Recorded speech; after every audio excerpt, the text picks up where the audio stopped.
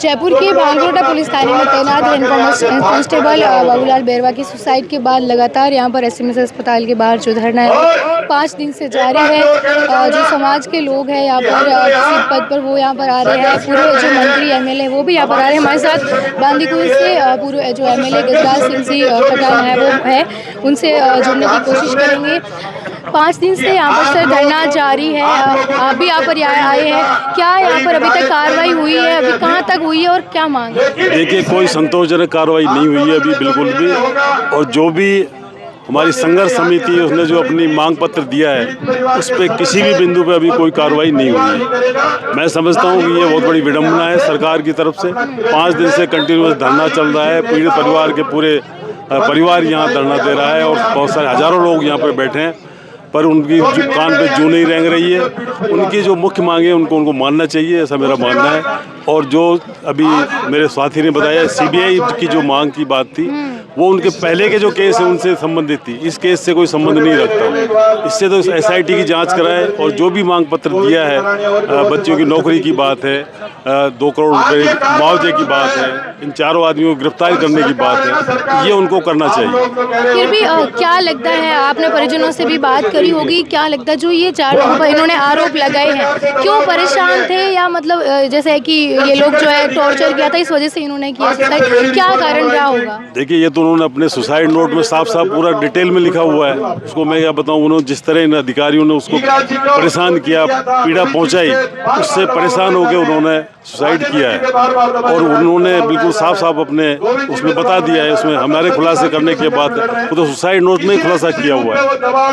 अच्छा, उप मुख्यमंत्री प्रेमचंद जी बैरवा इसी समुदाय से ही है, क्या उन्होंने मतलब सांत्वना दी है कि भाई यहाँ जांच करवाएंगे, यहाँ पर आए क्या वो भी? अभी तक मैं समझता हूँ किसी भी बिंदु पे संतोषजनक तरीके से कोई बात नहीं की गई है। SC ST के और भी नेता मंत्री है जो सरकार में, अभी तक किसी ने भी कोई संतोषजनक जवाब नहीं दिया। पहले गिरफ्तारी की बात है, और गिरफ्तारी की बात जब तक ये नहीं सुनेंगे हम भी इनकी कुछ नहीं सुनेंगे। बताइए। देखिए, बाबूलाल बैरवा जी को जो ये न्याय की बात जो की जा रही है, वो अपना जब जीवन लीला जब समाप्त कर रहे थे तो उन्होंने एक सुसाइड नोट लिखा है। अब प्रशासन ये कह रहा है कि भाई सबूत, बिना सबूतों के अभाव में हम किस तरीके से कार्रवाई करें। तो एक व्यक्ति के सुसाइड नोट से बड़ा कोई सबूत हो नहीं सकता उसके जीवन में। जो किस बाबूलाल बैरवा जी संविधान की पालना करते थे, बाबा साहब भीमराव अम्बेडकर की विचारधारा को मानते थे, तो उन्होंने अपनी जीवन लीला समाप्त करते वक्त भी अगर वो चाहते तो मरता क्या नहीं करता, वो चाहते तो तीनों जो अपराधी थे उनके गोली मार के खुद को सुसाइड कर सकते थे। लेकिन उन्होंने मर्यादा को नहीं तोड़ा और अपने संविधान की पालना करते हुए हम लोगों से अपेक्षा करते हुए कि भाई हमको न्याय मिल जाएगा, और इस भ्रष्ट तंत्र की पोल खोलने के लिए उन्होंने सुसाइड किया है और उन्होंने अपनी जीवन लीला समाप्त की है। तो हमारा कहना यही है कि उनको न्याय मिलना चाहिए और सुसाइड नोट से बड़ा कोई सबूत हो नहीं सकता।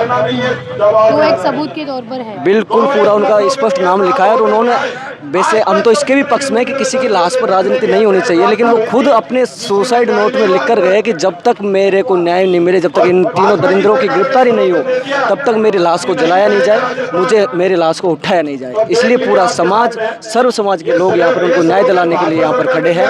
मैं रिंकू कुमार मीणा, सिस्टम सुप्रीमो, गौ सिस्टम सुप्रीमो। तो आपने देखा कि यहाँ पर सभी जो समाज के पूर्व एमएलए रहे हैं, मंत्री रहे हैं, कार्यकर्ता भी, जो भी भीम के जो है सभी लोग यहाँ पर मौजूद हैं और धरने स्थल में सभी लोग जो परिजनों के साथ है वो बैठ कर के धरने स्थल पर न्याय की गुहार है वो लगा रहे हैं। धन्यवाद।